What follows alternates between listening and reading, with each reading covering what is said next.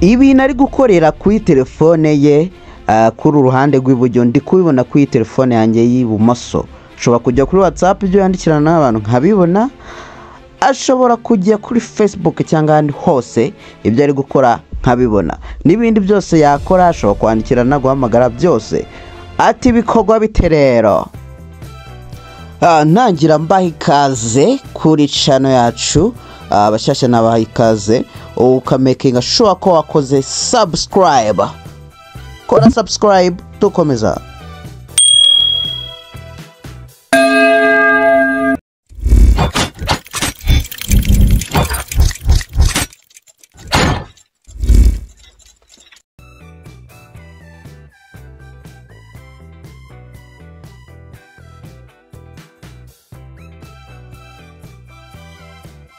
Tudatsinze rero nkuko mubibona dufite telefone ebyiri, hari iri ku ruhande rw'iburyo n'iri ku ruhande rw'ibumoso.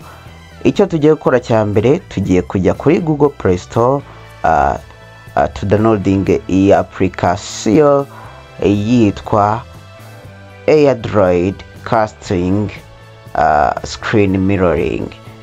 Urayidownloadinga ku mpande zombi, no kuvuga ngo urajya kuri telefone ya mbere uyidownloadinge, uje no kuri telefone ya kabiri uyidownloadinge. Iyi application ikiradufasha muraje mu kibone mukanya. Niyo tugiye gukoresha dukora izi gahunda zacu. Urayidownloadinga hano, ukigenda biterwa na connection. Duhere ku matelefone ya Android, utatuzareba no ku iPhone cyangwa izindi OS. Ndagira ngo tubikore tugendana. Ndahita njya no kuri telefone yanjye yindi nayo downloading iyi application. Uko tuyidownloadinga ni gutyo, nta bigoye birimo, ni iri free, ushobora kuyidownloadinga ndetse ukanayinstall ku buntu. Application zacu zarangiye turazifungura. Application zacu turaza kuzifungura, ngiye kuzifungura rimwe, then turebe igikurikira. Nkuko bigaragara zamaze kugeramo, turahita dukora row kugira ngo iyi application ibone ubushobozi bwo kuba yagira ibyikoresha muri telefone yacu. Nuko ibimeze, nuko screen yayo ibigaragara iyo wayifunguye. Urabona ko hari igice dushobora kwandikamo imibare. Hari kuri casting the screen, hano kuri receiver screen cast, iyo ni code cyangwa imibare yo yizanamo. Bivuze ko dufite ibice bibiri, hano hari casting screen na receiver screen, cyangwa se imwe nirohereza imwe nirakira. Ubwo iyakira niyo tureberaho ibiri kubera ku yindi, naho casting niyohereza. Turandukuramo imibare hano muri casting screen dukoresheje imibare twabonye muri receiver casting. Iyi mibare urayandukuramo neza nkuko yanditse, nurangiza ukande start. Irahita yirodinga ndetse ku mpande zombi urabona birahita bifunguka. Bivuze ko turi gukora connection hagati y'izi telefone. Imwe ni receiving cast, indi iri gukastinga, imwe iri kohereza indi kakira. Nkuko bibona harahita batubwira ngo start. Aha tuvugana rwose izi telefone zamaze guhuzwa. Urabona ibiri kubera kuri telefone yo ku ruhande rw'iburyo, biri kuhita bijya kuri telefone iri ku ruhande rw'ibumoso.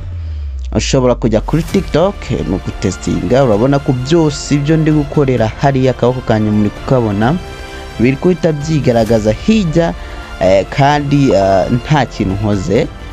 Yes, urabona icyambere nuko ukurikiza inzira twakweretse ukestaramo ibiriya. Dore mfunguye video ya mbere, urabona video ari kureba hano kuri uruhande nibyo ari gukora na like.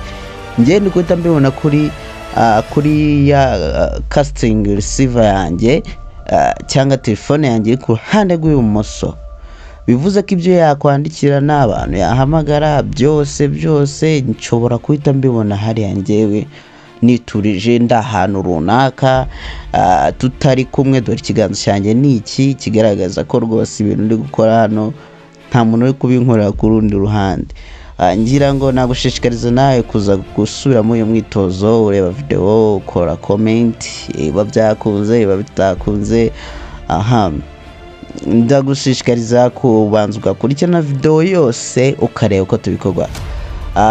Then ashobora kujya gukina game, ubwo uwo ndi kuvuga ngo wenda ibyo nashakaga kureba ni kuri telefone mpindukije hano, sibyo? Iyo noneho ndi kubireberaho ni ifite ibara ryirabura, telefone ifite ibara ry'umukara muri kubibona. Ashobora kujya gukina game akazikina nkabibona, mbese muri make ibintu byose yakora kuri telefone y'umutuku nabibona kuri telefone yanjye ifite ibara ry'umukara.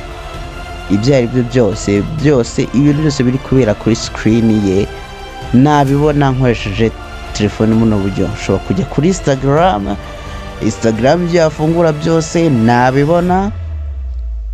Then ibi ngibi birakora rwose, nizere ko urabikora agasiga comment, agaruka akasiga comment ukuntu byamugendekeye. Ari ibintu ugomba kuzirika. Ashobora kujya kuri WhatsApp, ibyo yandikiranye n'abantu nkaba nabibona, sibyo? Akajya kuri Facebook, murabibonye ko biza. Ashobora kuza kuri Facebook byose akabibona. Murakoze, making sure ko wakoze subscribe utazacikwa ni by'ubutaha. Tugiye gukora bisaba kuba mu connect kuri network imwe. Video ikurikira iyi ngiyi irahita ikurikira, irabisobanura noneho uburyo wabikora mu gihe mutari kumwe ari kuri network yindi. Nizere ko utaraza guhomba. Kora subscribe, dukomezanye mu kanya.